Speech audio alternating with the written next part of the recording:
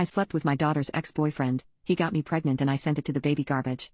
They got back together and got married. This was back in 1997.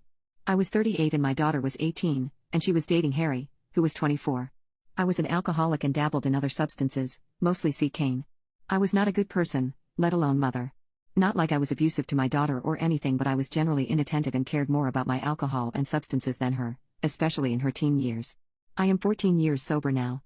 I disapproved of my daughter dating Harry, but I never told her why.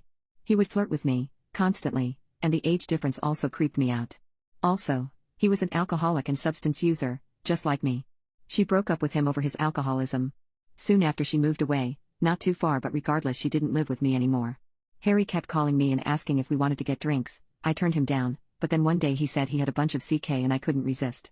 He came over, we did the CK, and we ended up having intimacy. He was a very good-looking guy. He looked a lot like that ridiculous 80s Justin Bieber picture that was on the front page today. That is actually what made me think about him.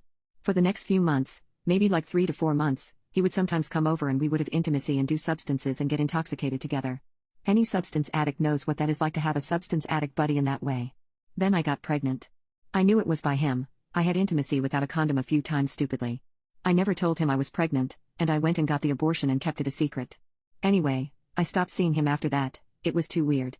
I also got sober, for like 4 months, before relapsing. Fast forward 2 years and my daughter contacts me and tells me that she got back with Harry, and that he is fully sober. I was mortified, honestly. He was gonna tell her that we slept together, and she is going to hate me for life. They came over one day and said hi, and when my daughter was gone, Harry told me that there is no reason to tell her about what happened. I agreed.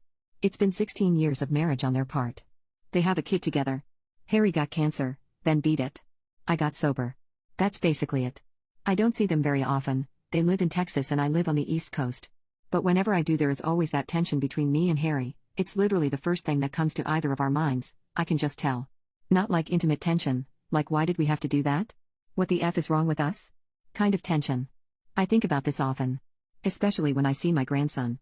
I always think that could have been my son if things had gone differently, but wow, what a disaster that would have been if I decided to keep that child.